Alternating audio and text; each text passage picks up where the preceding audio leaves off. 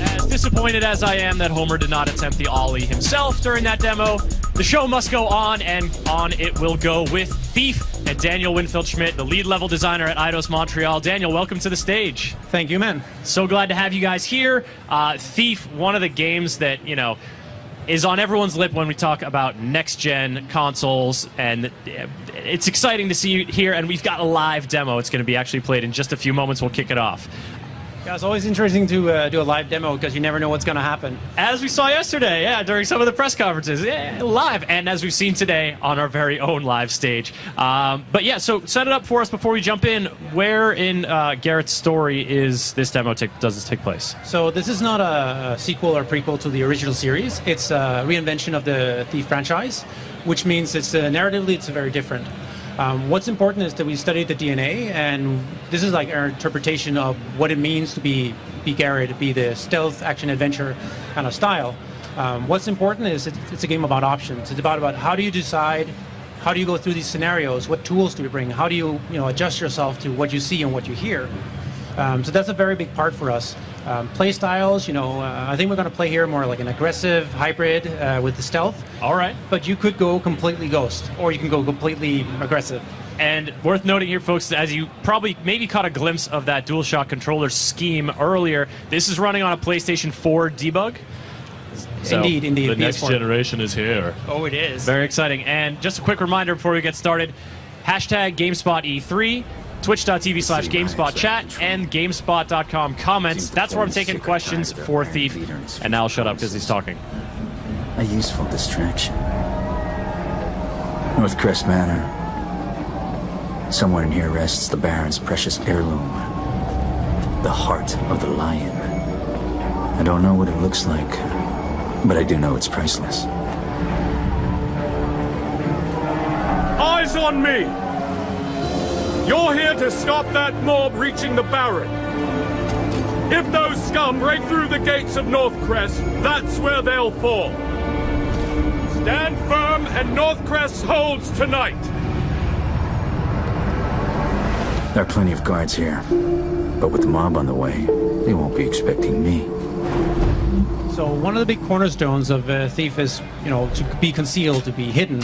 Yep. So what we do have from the original series, we have the light gem in the bottom left corner. So that one shows dark when you're concealed majority of the view, and it becomes light bright when you enter light.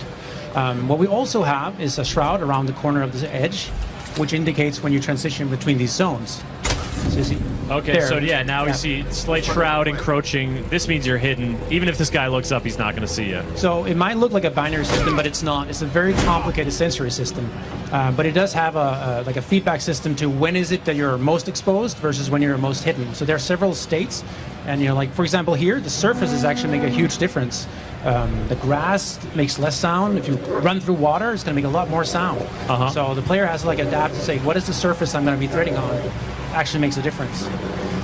Due to an event that happens earlier in the game as well, you have something called Focus, which is, by the way, completely optional if you want to disable it. You do not need it to complete the game, but you can use it in special cases. That's this mode right now that we're seeing? Exactly. You can use it to increase your aim. You can use it to see things in the environment you might have missed. Okay. Sort of, I mean, that's a tool that many modern action games use, especially to enhance the sort of stealth gameplay, but I think, your emphasis on it's completely optional certainly speaks to how dedicated you guys are to retaining that original, very hardcore stealth mode of the original Thief games. Exactly. There's also a lot of the UI you can enable or disable depending on how much help do you want. Some people, they play at home and, their kids screaming in the background. We want to make sure that they still have, they don't have to reload to get the experience. But for somebody like me, I'm just going to go home, put on headphones and, disable all the features. And then all the kids can scream all they want. You don't have to listen. Exactly. All right, so this is, now we're taking, this environment, there's plenty, we see these little raised walls. That's a pathway that Garrett could go on. We see these boxes, lots of places to sneak around. Are many of the environments in Thief big enough to give you that flexibility to choose your path through the environment? So there's geographical paths that are like multiple options even in this level. But what we also have is how do you deal with scenarios? Because just in this space, there's like a ton of ways you could have dealt with the situation. Yep. One of the things you see here, by the way, is the swoop dash, which is a small thing addition from the original Thief series, where you're able to quickly dash backwards, sideways, like between shadows to really get a hold of the AI. And we also have the fire arrow, as you can see here. That's going to be messy. And you could set fire on these guys, but we can do it more like a stealth approach for now, just to keep you on the edge. Oh, all right, yeah. Just to let you know that we could. You could. We could turn this into a bloodbath, but we'll remain stealthy. We'll remain in the dark.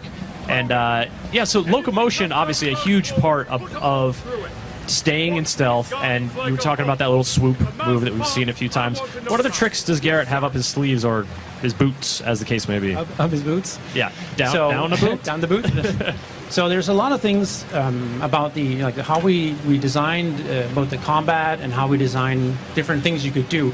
But even if you play aggressively, you still have to work from the shadows. So if you run into open light, you're not going to have a very good chance. So it's still hit and run from the shadows, even within our aggressive mode. So if you just want to stay out of it, it's probably staying concealed. It's probably the strongest thing he can do. Now, one of the things he does to stay concealed is make use of a robust tool set. And Georgina on Twitter is wondering about the tools that Garrett can use and about their durability. Is that also a factor? So right now, the arrows are shattered on impact to leave less evidence that he was even there. Oh, nice. So there's a small twist. Not durable on purpose. Exactly. Yeah. So you don't want to leave a mark anyway, so that's kind of the thing. So what you have here, you've seen the fire arrow that you can use to ignite things. You can destroy objects with it. You also have the blackjack. You can create sound by slapping a table or whatever. And then in addition, you have the focus abilities, which can be used in different ways. For example, you can use it to see through, see if there's anybody on the other side. There you go. You can see footsteps of the guard on the other side.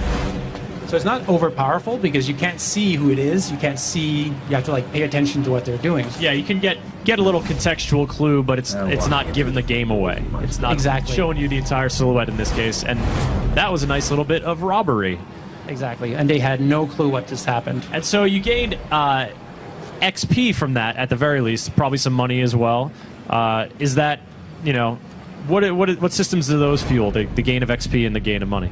So money, of course, you can buy more arrows and more tools and so on. The natural economy flow. For the XP, it's more like a way of measuring how good the player is. So we think there's a lot of competitive nature, even on the on the dev floor. So that's a very important part for us. Also, you should notice that the focus and the health do not auto-regenerate, by the way. This is a hardcore game. Yes. In that sense, it does not auto-regenerate, which means you have to find consumables like that flower he picked up, which is a poppy flower, or health pickups that you can use then to consume to regenerate your health. Replenish those. Yeah, to regain your health. Yeah, but otherwise, you might find yourself in a tight spot with low health, and you got to make use of your stealth abilities to get yourself out of there. You might want to pick your battles. Pick your battles. Pick your battles. I'm checking in the Twitch chat here for some questions, and the show-off wants to know about, we've remained in stealth so far during this demo, but once you're spotted, people know you're there. You can evade, but do they ever return back to oh, he must be gone? Talk about stealth elevation, and then how long does that sort of threat level linger? So, with every next-gen game comes next-gen dog.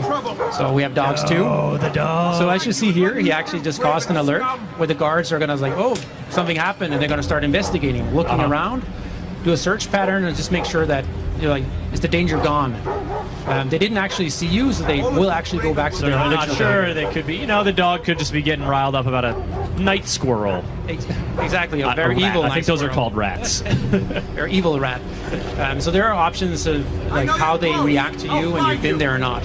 So they don't actually see you, so they're assuming that the Graven, the city revolt that's going on, they're the ones infiltrating it. So you're kind of using this opportunity to sneak in to steal a precious family heirloom. That's right, because you're not the lone antagonist in this story. You're kind of a side player almost in a larger societal conflict that's going down. Exactly. You're kind of the in-between factions, whoever pays the most. So normally in the playthroughs we do here at E3, we kind of go down to a basement and kind of sneak in. But here we're going to do something a little different. We're going to... Bam. That was loud. That was loud. I was a little too far away. So what we're going to do here is go through the attic, which is a different entry point that we haven't shown so far. Intriguing. So what awaits in the attic? So what you'll see here is the rope arrow. So it's back. So people have asked if the claw replaced it. It just does not. So this is a great opportunity to gain access to certain places. Go. Oh yeah. Because he's a pretty adept climber, but sometimes you just need a little help from your very own rope ladder. Rope ladder, yes, excellent. So what would a thief be without a crowbar? Question just popped up on Twitter 50 seconds ago asking about the rope arrow. There you go. Boom, Derek. There you go. You got your rope arrow, Derek. You read this guy's mind. Just for you. Now we're infiltrating the attic, and so this is a hidden room. This is interesting because he's searching for something he calls the heart. That's a precious item. He doesn't know what it looks like. So the heart of the lion. So there's some information you get prior to going here. Unfortunately, this is all we're showing for now. So you infiltrate the mansion, and the mansion goes on, and he goes on. It's a pretty big mission. Okay. So you infiltrate it, and you have to find out where it is. He's hidden it somewhere.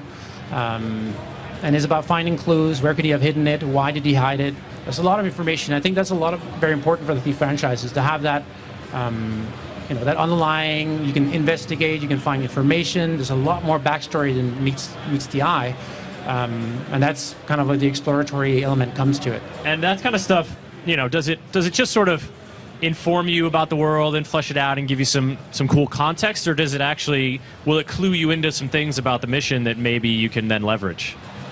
A lot of it has to have meaning to it, right? So if you start investigating, you get backstory, you get small fun nuggets of entertainment, or you find maybe secrets that you would miss otherwise. Oh, he hid this thing underneath the bookshelf, and then you have to go investigate. Eventually, you find the thing you were looking for. We've got a question from Twitch chat wondering about third-person view. Zonehammer is curious. This is obviously first-person in the demo and all that we've seen so far, but previous these games have had third-person view, and so primarily this is a first-person game. Yes. And in small segments, we have a third-person climbing sequences, just like small here and there, very isolated compared to the main game. So it's a purely first-person systemic game. Cool. This being a show where next-gen hardware is on display and next-gen gizmos and gadgets and whatnot, this was playing on a PS4 debug, after all. Touchpad use on the PS4 controller or any kind of tablet integration, that kind of stuff. What do you got? So for the PS4, we have some motion control to help with the swoop. We have aiming with the bow, and we have some ideas for how to do frame search and stuff like that with the touchpad. So there we have a lot of ideas right now. Right now we're not showing too much because our ideas are still, we really want to make them. They're still ideas. Impressive. You need to see if they're actually going to work in a game or not, whether or not they're just neat ideas. All right, checking here on Twitter, and yeah, that dude is just super happy about the rope arrows. Will they face purely human enemies, wonders Cyber Blackjack. That's a good question. Because there's that tinge of the supernatural to the Thief world. It's not, no one's casting spells in your face really or anything, but there is something else going on. So there is something very important to the story that is a little mystical. We want to keep the game very grounded, to not make it too much over the top. We don't want Garrett acquiring fireballs and that kind of thing. We want to keep it very grounded. There will be variation. I'm not going to go more into it. Okay. But unfortunately, you will not see Burix, for example. Sorry. That's all right. There's still, you want to get in touch with those guys. Go Thief Legacy. All right. Daniel, Thief is coming out on what platforms, and when is it coming out? It is coming 2014 on PS4, high-end PCs, and Xbox One. Fantastic. Fully next gen, and a great showing so far at E3. Hope the rest of the show goes well for you. Thanks for joining us. Thank you so much. Cheers, folks. Now that is your look at Thief. And there's more to come from the GameSpot Stay Show today. Let me just call up the schedule and give you a little peek at what's coming up. We've got Destiny later, Call of Duty Ghosts, Daylight, Loco Cycle, but next, it's going to be Beyond Two Souls. We got a brief look at that during the Sony, well, not that brief, look at it during the Sony press conference with the woman character, totally blanking on her name, going through some military exercises. We're going to hopefully see more of that and get a chance to ask questions about Beyond Two Souls when we come back to the live stage after this.